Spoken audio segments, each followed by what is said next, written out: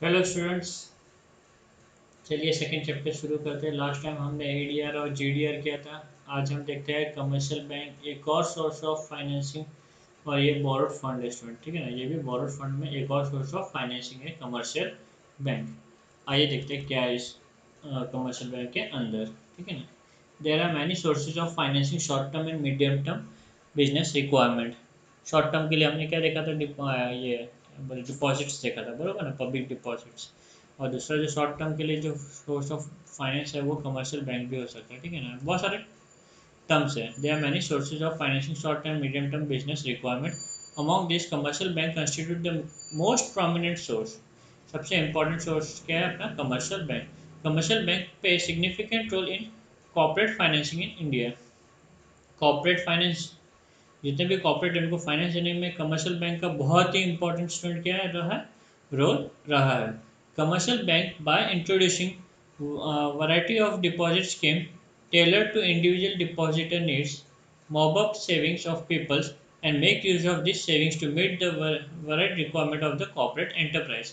तो commercial bank ने क्या किया, अलग अलग टाइप की डिपॉजिट स्कीम निकाल दी। अलग अलग टाइप की क्या निकाल दी student, deposit scheme. Saving deposit account, current deposit account, ठीक है ना, fix deposit account, recurring deposit account, ऐसे से अलग अलग डिपॉजिट अकाउंट स्टार्ट किए। Tailor to individual depositors, tailor to individual depositor मतलब उनकी नीड के हिसाब से अलग अलग डिपॉजिट अकाउंट स्टार्ट किए। Mop up saving of people, जितने भी पीपल की सेविंग थी वो सबको यूज़ किया, और वो सारी सेविंग्स को कॉर्पोरेट पर्पस के लिए उन लोग ने यूज़ किया कमर्शियल बैंक ने, ताकि कॉर्पोरेट वर्ल्ड ग्रो कर सके, साथ साथ में देश आगे बढ़ सके, ठीक है ना। तो बैंक का मेन रोल ये होता है, पब्लिक के पास जितना भी वो पैसा कलेक्ट करना वो कलेक्ट करके लोन के फॉर्म में देना, ठीक है। तो commercial bank assist corporate enterprise कैसे हेल्प करती है, by granting term loan to the companies. पहला, टर्म लोन देती है लॉन्ग टर्म के लिए। By subscribing to shares and debentures of company, कई बार ये जो बड़े बड़े कमर्शियल बैंक्स होते हैं वो क्या करते हैं, शेयर्स और डिबेंचर्स कंपनी के खरीद लेते हैं, ठीक है। जब बहुत सारे क्या बोलते हैं, ब्रोकर का काम करते हैं ये एक टाइप से, ठीक है। जब कंपनी के शेयर्स नहीं बिकते तो ये बैंक्स होते हैं जो कंपनी के शेयर्स और डिबेंचर्स खरीद लेते हैं, अंडर राइटिंग, बरोबर। By under writing the issue of security of company, under writing मतलब क्या, गारंटी देना है यहाँ पे, ठीक है ना, कि अगर कल को आपके शेयर्स नहीं बिके तो हम खरीद लेंगे। और सेकंड पॉइंट पे दिया है कि वो लोग खरीद लेते हैं।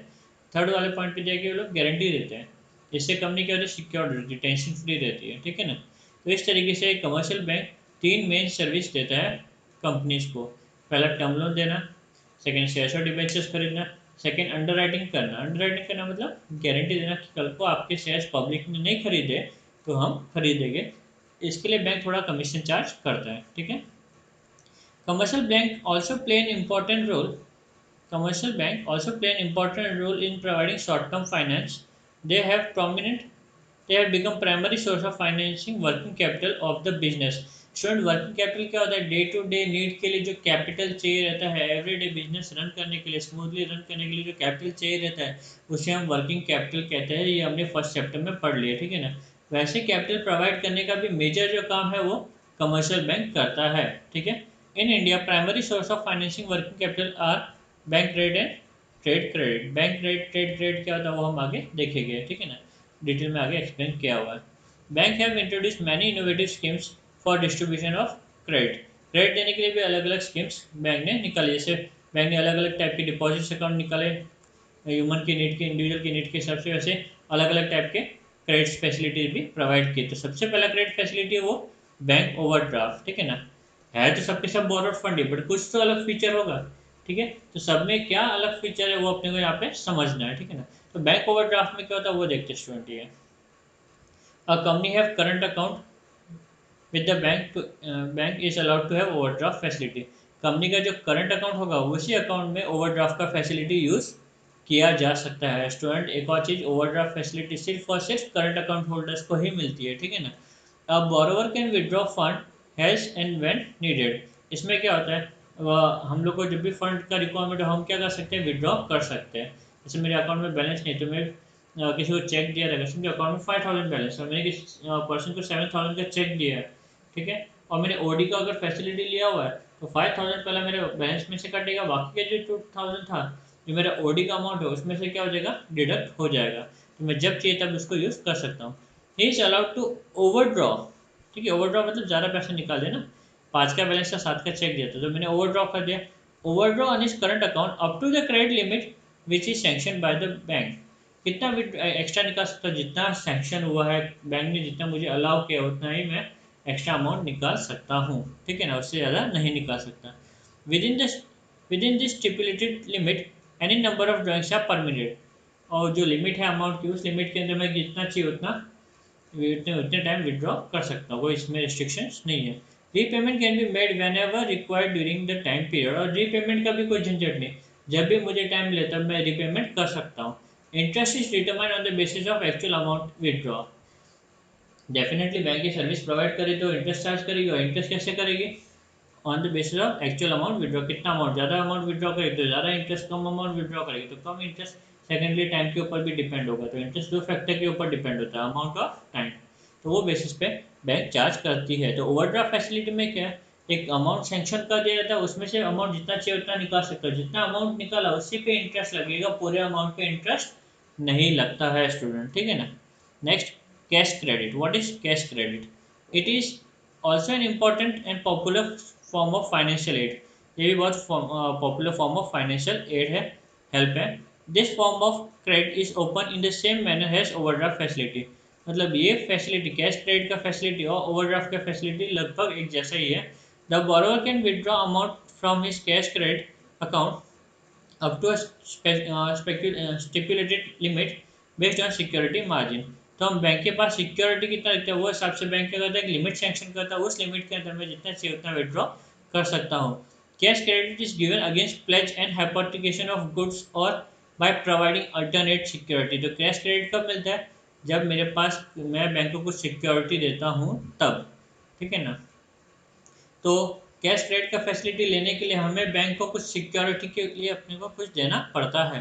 Interest is charge on outstanding amount borrowed and not on the credit limit sanction. तो ये भी सेम इसके जैसे है, बस फर्क इन दोनों में एक है बैंक ओवरड्राफ्ट और कैश क्रेडिट में, कि ओवरड्राफ्ट करंट अकाउंट होल्डर को मिलता है, कैश क्रेडिट कोई भी अकाउंट के अगेंस्ट मिल सकता है, बट हमें सिक्योरिटी पर्पज के लिए कुछ रखना पड़ेगा वहाँ पे। ठीक है ना। तो ये दोनों में मेजर फर्क है, बस और कुछ नहीं। नेक्स्ट है cash loan. Under this the total amount of loan is credited by bank to the borrower's account, interest is payable on the actual balance outstanding. Okay, तो कैश लोन में क्या, जितना भी अमाउंट होता है उतना क्या कर देते हैं, बैंक अकाउंट होल्डर के अकाउंट में ट्रांसफर कर देता है, जितना भी लोन लिया उतना अमाउंट। और फिर जितना भी अगर बैलेंस रहेगा उस बैलेंस अमाउंट पे क्या करेगी बैंक, इंटरेस्ट चार्ज करती रहेगी। ठीक है। And last fourth, discounting of bill of exchange. Student, ये आपको अकाउंट्स में भी चैप्टर है। ठीक है। तो बेसिक कॉन्सेप्ट क्या था मैं बता देता हूँ इसमें। बेसिकली तीन पार्टी यहाँ पे आपको ज़्यादा दिखाई देगी, ड्रॉवर, ड्रॉवी और बैंक का कॉन्सेप्ट यहाँ पे रहेगा। ड्रॉवर मतलब सेलर होते हैं, जैसे यहाँ पे लिखा हुआ है स्टूडेंट, ड्रॉवर मतलब सेलर। डेफिनेटली अब हम बिजनेस करें तो हमें कई बार सेल करना पड़ता है, कैसे, क्रेडिट बेसिस पे, इसको अननोन पर्सन को। अभी अननोन पर्सन को अगर हम क्रेडिट बेसिस पे नहीं सेल करेंगे तो कोई और कर देगा, कॉम्पिटिटिव वर्ल्ड है। ठीक है। तो सेल तो कर दिया, बट हम क्या करते हैं, आगे वाले से गारंटी ऑन स्टैम्प पेपर बोल सकते हैं। अभी यहाँ पे आप समझने के लिए समझ लीजिए कि बिल ऑफ एक्सचेंज जो होता है स्टैम्प पेपर पे लिखित फॉर्म में होता है, बायर लिख के हमको देता है कि मैं आपको इतने टाइम बाद में पे करूंगा। ठीक है ना, लिखने का काम ड्रॉवर ही करता है, बट बायर उसको लास्ट में साइन करता है। समझो सेलर ने बेच दिया 1 लाख का गुड्स किसी बायर को। ठीक है, बायर बोलता है मैं 2 महीने बाद दूंगा। कितने महीने बाद दूंगा, 2 महीने बाद दूंगा।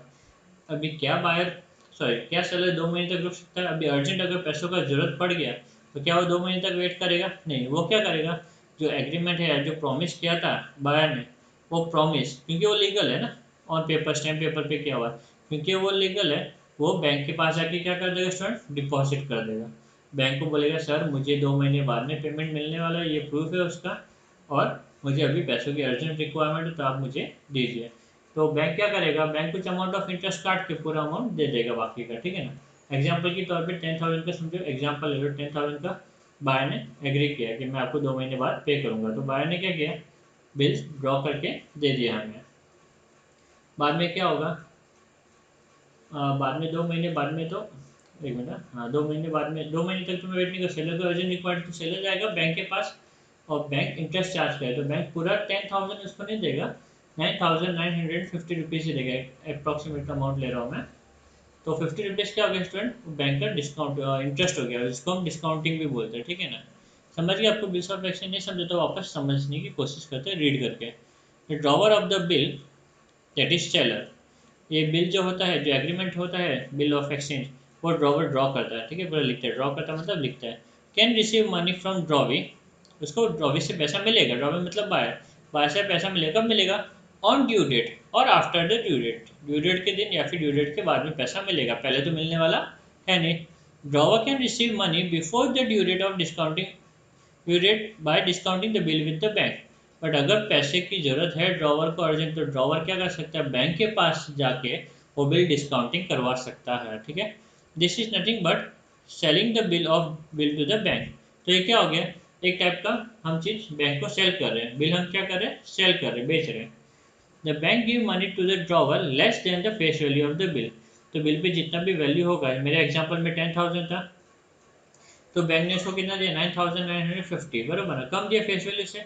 बिल 10,000 का था बट बैंक ने कितना दिया, 9,950, ठीक है। तो बैंक हमेशा जो ड्रॉवर को फेस वैल्यू से कम ही देगा, क्योंकि जो डिफरेंस होगा वो इंटरेस्ट एलिमेंट होता है। Third the bill of exchange are trade bill. तो बिल ऑफ एक्सचेंज को हम क्या बोलते हैं, trade bill. They are accepted by bank and cash is advance against them. तो जो बिल्स ऑफ एक्सचेंज होता है वो बैंक एक्सेप्ट करते हैं और बदले में रिटर्न में क्या देती है, कैश दे देती है एडवांस में। ओके स्टूडेंट, समझा? ठीक है। अभी नेक्स्ट कमर्शियल बैंक के बारे में। कमर्शियल बैंक में हमने 4 अलग अलग सोर्सेज देखे, ठीक है ना, पहले overdraft, cash credit, cash loan और discounting of bill of exchange. अभी हम देखते हैं फाइनेंशियल इंस्टीट्यूशन, ठीक है। तो फाइनेंशियल इंस्टीट्यूशन क्या होता है, the first industrial policy was declared in 1948 for rapid industrial development in the country. Economics में पढ़ा था हमने 11th में। ये जो पहला इंडस्ट्रियल पॉलिसी हुआ था, डिक्लेयर हुआ था, उसमें ये डिसाइड हुआ था कि इंडिया का इंडस्ट्री की डेवलपमेंट के ऊपर हम ज़्यादा फोकस करेंगे। The central government and the state government have established special financial institutions for providing industrial finance। तो इंडस्ट्री को बूस्ट करने के लिए सेंट्रल गवर्नमेंट और स्टेट गवर्नमेंट ने क्या कहता, क्या बोले, अलग से फाइनेंशियल इंस्टीट्यूशन स्टार्ट की थी। This institutions provide medium and long term finance. ये इंस्टीट्यूशन क्या करते हैं, मीडियम और लॉन्ग टर्म फाइनेंस देते हैं बिजनेस एंटरप्राइजेस को, ठीक है ना। The assistance of this institution has become important for new company as well as going concern। तो ये फाइनेंशियल इंस्टीट्यूशन का बहुत ही इंपॉर्टेंट रोल है नई कंपनी के लिए और साथ साथ में जो कंपनी ऑलरेडी वर्क कर रही है उसके लिए, ठीक है ना। Financial institution are classified into 4 category है फॉलो। तो एक टोटल 4 टाइप की फाइनेंशियल इंस्टीट्यूशन है। सबसे पहला डेवलपमेंट बैंक, ठीक है, financial institutions, third investment institution और fourth state level institution. Student इसको ज़्यादा डिटेल में एक्सप्लेन तो नहीं किया गया, बट कौन कौन से बैंक्स वगैरह या कौन कौन से जो ऑर्गेनाइजेशन है उनका नाम दिया हो गया है बस खाली, ठीक है ना। तो हम लोग एक एक करके देखते हैं। तो सबसे पहले डेवलपमेंट बैंक। डेवलपमेंट बैंक मतलब ऐसे बैंक एस्टेब्लिश किए ताकि जिससे इंडस्ट्री का क्या हो सके, डेवलप हो सके। तो बैंक का मेन काम क्या था आने का, कि इंडस्ट्री का डेवलप होना। तो सबसे पहले जो बैंक है वो IDBI, फुल फॉर्म याद होना चाहिए student, industrial development bank of India. बहुत सिंपल फॉर्मूला है इसका। डेवलपमेंट बैंक क्यों कहते हैं, क्योंकि इसका पर्पस इंडस्ट्री को डेवलप करना था, तो शॉर्ट फॉर्म भी वैसा ही है उसका, full form sorry, industrial development bank of India. Next IFCI, ठीक है, इंडस्ट्री को फाइनेंस करना। नेक्स्ट ये भी एक बैंक है IFCI, यहाँ पे एक नाम क्या है इसका, industrial financial corporation of India limited, ठीक है। थर्ड है ICICI, बराबर, ये सब इससे वाकिफ है, फुल फॉर्म किसी को नहीं पता, बट क्या इसका फुल फॉर्म, इंडस्ट्रियल क्रेडिट। तो पहला industrial credit and investment corporation of India, industrial credit and investment, industrial credit and investment corporation of India, ठीक है। नेक्स्ट SIDB मतलब small industrial development bank of India, small industrial development bank of India, ठीक है। और last IRBI, industrial reconstruction bank of India. Next हम देखते हैं financial institution. Financial institution के अंदर क्या क्या चीज़ें स्टार्ट की गवर्नमेंट ने, ताकि बिजनेस फाइनेंस को, बिजनेस कॉर्पोरेट वर्ल्ड को फाइनेंस मिल सके। सबसे पहले जो स्टार्ट हुआ इंस्टीट्यूशन वो है risk capital and technological financial corporation limited, ठीक है, RCTC। Next technological development and information company of India, TDICI। Tourism finance corporation of India, TFCI। Next investment institution, इनका मेन काम क्या होता है? इन्वेस्ट करना, पैसे क्या करना? इन्वेस्ट करना। तो डेवलपमेंट बैंक और फाइनेंशियल इंस्टीट्यूशन का काम भी है कि भाई लोन वगैरह प्रोवाइड करना। फाइनेंशियल इंस्टीट्यूशन जैसे हम देख रहे हैं यहाँ पे स्पेसिफिकली डेवलपमेंट, टूरिज्म, टेक्नोलॉजी को, ये सबको एक स्पेसिफिक कैटेगरी को सपोर्ट कर रहा है। बैंक इन जनरल सबको करेगी, फाइनेंशियल इंस्टीट्यूशन स्पेसिफिक कैटेगरी को कर रहा है। इन्वेस्टमेंट इंस्टीट्यूशन मतलब क्या? ये बड़े बड़े इंस्टीट्यूशन का मेन काम क्या? इन्वेस्ट करना, ठीक है ना। LIC, life insurance corporation of India, इतने सारे पैसे जो जमा होते हैं वो सब क्या करती है? कंपनीज में इन्वेस्ट करती है। नेक्स्ट UTI, ये सब सोर्सेज है जहाँ पे पीपल पैसे डिपॉजिट करते हैं स्टूडेंट, बैंक के जैसे, ठीक है ना। Unit trust of India, GIC, general insurance corporation of India. तो ये सारी जो क्या बोलते हैं इंस्टीट्यूशन है वो सब क्या करती है? मेजर इनका काम ये होता है कि पब्लिक से पैसे लेके इन्वेस्ट करना, पब्लिक से पैसे लेके उनको सर्विस भी देना और वो पैसे इन्वेस्ट करना। नेक्स्ट है स्टेट लेवल इंस्टीट्यूशन, ठीक है। स्टेट फाइनेंस कॉर्पोरेशन पहला, और next state industrial development corporation. तो ये सारे इंस्टीट्यूशन के नाम आपको याद रखना है, फुल फॉर्म के लिए पूछा जा सकता है, ठीक है। The above mention institution provide financial assistant in the following form. तो प्रोवाइड अभी कौन कौन से अपने को फैसिलिटी देते हैं कॉर्पोरेट वर्ल्ड को? टर्म लेंडिंग फैसिलिटी प्रोवाइड करते हैं, to subscribe shares and debentures, company के शेयर्स और डिवेंचर्स खरीदते हैं, to underwrite the issue of security, underwriting करते हैं जैसे हमने देखा था बैंक, कमर्शियल बैंक में भी, टू लैंड मनी, लोन देते हैं, to guarantee term loan raise by company, ठीक है ना। या फिर गारंटी देने का भी काम करते हैं, टर्म लोन वगैरह जब लेते हैं तो गारंटी मांगते, भाई कल को आप पे नहीं कर पाए तो हम किसके पास जाते हैं, वो गारंटी देने का भी काम करते हैं सब इंस्टीट्यूशन, ठीक है। तो स्टूडेंट अभी हमारा लास्ट कॉन्सेप्ट और फिर हमारा चैप्टर कंप्लीट हो जाएगा, ठीक है। तो लास्ट जो कॉन्सेप्ट है वो ट्रेड क्रेडिट, क्या स्टूडेंट? Trade credit, okay. तो आइए देखते हैं क्या है ट्रेड क्रेडिट में। No business can run without credit. उधार के बिना कोई बिजनेस चल सकता है क्या? हर बिजनेस में क्या चाहिए? क्रेडिट लगता है, ठीक है ना। Credit is a soul of business. बिना क्रेडिट के हम लोग बिजनेस कर नहीं सकते, तो इसलिए क्रेडिट को क्या माना जाता है? Soul of business. Trade credit financing is major source of short term financing, और ये बहुत ही बड़ा, मतलब बहुत ही बड़े लेवल पे फाइनेंस का मदद करता है, बट शॉर्ट टर्म पर्पज के लिए, ठीक है ना। Manufacturer, wholesaler and supplier of goods और material are called trade creditor. तो ये कौन होता है ट्रेड क्रेडिटर? मतलब ट्रेड क्रेडिट तो फैसिलिटी हो गया उधार का, बट देता कौन है? ये देने वाला जो पर्सन होता है उसको ट्रेड क्रेडिटर बोलते हैं, और ये मैन्युफैक्चरर हो सकता है, होलसेलर हो सकता है, या फिर सप्लायर ऑफ गुड और मटेरियल भी हो सकता है, ठीक है ना। They sell tangible goods to other business concern on the basis of deferred payment. Deferred payment मतलब आज मान लेके जाओ, फ्यूचर में पेमेंट करना, उसको बोलते हैं deferred payment. That is, future payment credit is extended by business concern with an intention to increase their sales. अभी ऐसा फैसिलिटी क्यों प्रोवाइड करते हैं? ताकि ज़्यादा से ज़्यादा क्या हो स्टूडेंट? सेल हो। The business form extend credit also because of custom that has been build up over time. तो ये क्रेडिट फैसिलिटी दी जाती है ताकि एक कस्टम डेवलप हो जाए, ठीक है, एक अच्छा रिलेशनशिप डेवलप हो जाए आगे वाले पर्सन के साथ में। Trade credit is not cash loan, और ये जो लोन है वो एक टाइप का कैश लोन नहीं है, ठीक है ना। यहाँ पे हम गुड्स देते हैं। It result from a credit sales of goods service which has to be paid at a future date after the sales take place. Sales होने के बाद में फ्यूचर डेट में उस अमाउंट हमें रिपे करना पड़ता है। In other word, when the goods are delivered by the supplier to a customer and the payment is made after some time, it is called trade credit, okay। समझे आपको trade credit क्या होता है? जब हम गुड्स डिलीवर करते हैं supplier को, कस्टमर को, और पेमेंट फ्यूचर में करना होता है, उसको हम बोलते हैं ट्रेड क्रेडिट। तो जो नॉर्मल बिजनेस में जो उधार हमें मिलता है उसे हम क्या कहते हैं स्टूडेंट? Trade credit, correct. जैसे हम नॉर्मल शॉप से उधार में खरीदते हैं, वैसे कंपनियां भी क्या करती है, कई सारे लोगों से उधार में खरीदती है। In distributive trade, this kind of credit have great significance. The small retailer too largely extent rely on obtaining trade credit from the supplier. तो ये छोटे छोटे ट्रेडर्स होते, दुकानदार होते, वो भी इस फैसिलिटी के ऊपर काफ़ी हद तक डिपेंडेंट होते हैं student. It is an easy kind of credit which can be obtain without significant any depth instrument. इसके लिए कोई इंस्ट्रूमेंट नहीं चाहिए, कुछ भी नहीं चाहिए स्टूडेंट, ठीक है ना। It is readily available and is cheap method of financing. ये इजीली मार्केट में मिल जाता है, ठीक है ना। मतलब कोई भी पर्सन बिजनेस को एक्सपांड करने के लिए इजीली क्रेडिट दे देता है। Suppliers sell goods and willingly allow 30 days or more for bill to be paid. Normally 30 या 30 से ज़्यादा डेज भी कोई अलाउड करता है credit facility.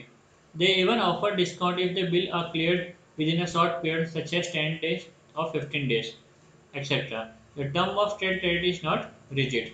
जो टर्म है वो रिजिड नहीं होता, मतलब फिक्स नहीं होता कि इतना ही है, ठीक है ना। 30 दिन बाद में देना, 30 डेज हो सकता है, 45 डे हो सकता है। और स्टूडेंट क्रेडिट को कंट्रोल करने के लिए क्या होता है, जो ट्रेड क्रेडिटर होते हैं, होलसेलर, मैन्युफैक्चरर, वो लोग कई बार डिस्काउंट देते हैं कि आप शॉर्ट टर्म में पेमेंट करो तो आपको डिस्काउंट मिलेगा, ठीक है ना। 10% 15% जो भी होता है वो लोग डिस्काउंट भी हमें प्रोवाइड करते हैं। तो स्टूडेंट इसी के साथ हमारे चैप्टर पूरा कंप्लीट हुआ। आगे डिस्टिंग्विश बिटवीन दिए हुए, make sure go through it. कुछ डाउट, कुछ क्वेरी, कुछ भी रहे तो please feel free to call me. Okay, thank you.